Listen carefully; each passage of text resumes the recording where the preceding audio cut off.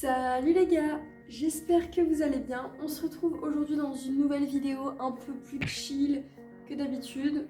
La plupart du temps on est en mode vlog et on y va à fond. Je vous invite d'ailleurs à retrouver les vlogs sur la chaîne et à vous abonner, activer la cloche de notification, etc.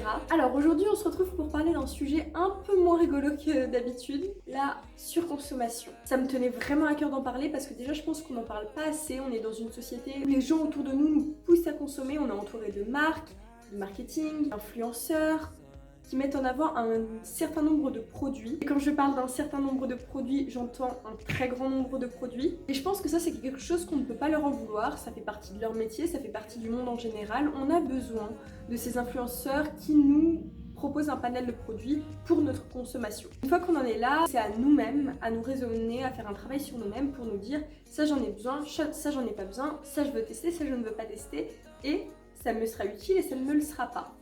Parce que par exemple, pour vous donner quelques chiffres, en France en 2008, c'est 7 milliards d'euros qui a été dépensé dans la cosmétique, soit plus de 220 produits vendus par seconde. On s'entend, c'est énorme et c'est beaucoup trop. On est tous touchés par la surconsommation, même ceux qui en parlent, même ceux qui essaient de sensibiliser le reste de la population, même ceux qui en ont conscience. D'ailleurs, je vais vous montrer, on va faire un petit tour de mon côté et vous verrez qu'en termes de surconsommation, je l'avoue, je suis également touchée, genre vraiment.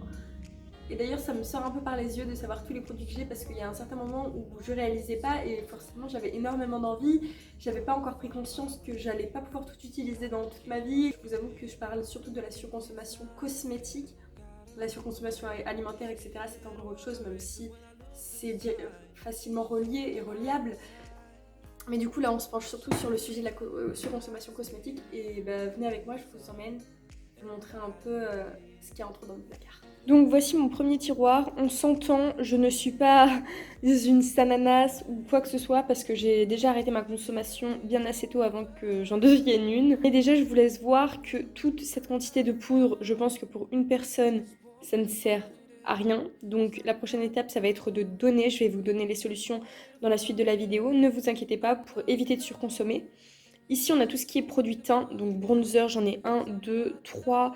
Des blushs, j'en ai 1, 2, enfin bref, pas mal. On s'entend, c'est déjà trop, surtout qu'il y a les sticks ici. Bref, ici, pareil, on est sur une dose de mascara, etc. Encore, c'est ce que j'utilise le plus, donc c'est ce qui est le plus excusable, si vous voulez. C'est tous mes produits lèvres. On s'entend que pour une seule bouche, c'est beaucoup trop. Voilà, on est sur tous les gloss, les rouges à lèvres, mat, liquide, etc. Les sticks, ça à la limite, ça s'utilise quotidiennement. Bref, en ce qui concerne les palettes, j'en ai là dessous, ici, encore dessous.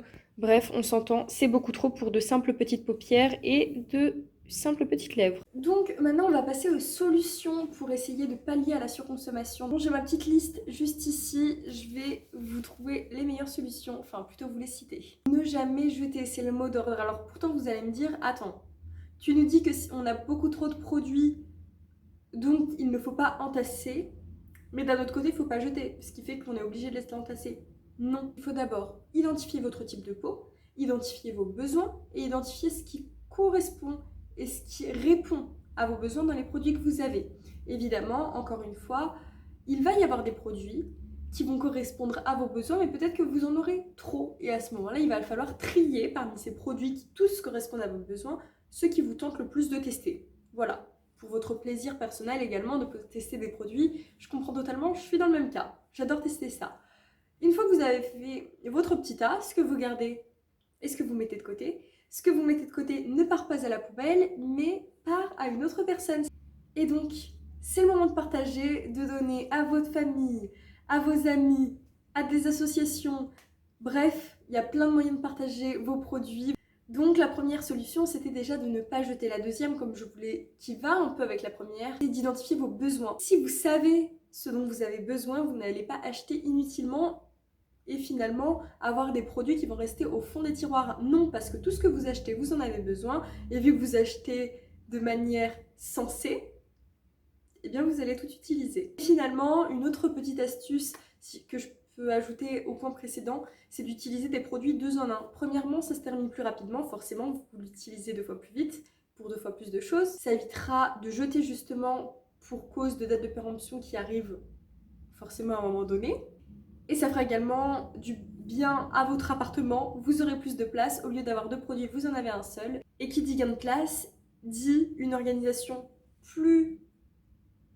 comment dire, plus organisée. Même dans votre tête, vous vous sentez mieux parce qu'un appart rangé est égal une tête rangée également et donc un esprit plus sain et moins stressé. Et une fois qu'on a mis tout en place, on a fait du bien à notre esprit, à notre espace de vie, à notre planète également parce que ça fait quand même des déchets en moins. Bon les gars, je sais aujourd'hui j'ai été un peu plus sérieuse que d'habitude, vous inquiétez pas, on se retrouve dans des vlogs etc. un peu plus déjantés que la vidéo d'aujourd'hui, mais je pense qu'il était important d'évoquer ce sujet et d'en parler. C'est toujours bien, comme je vous l'ai dit, pour tout le monde finalement. Et sur ce, ciao! J'espère que cette vidéo vous aura plu et n'hésitez pas à la liker.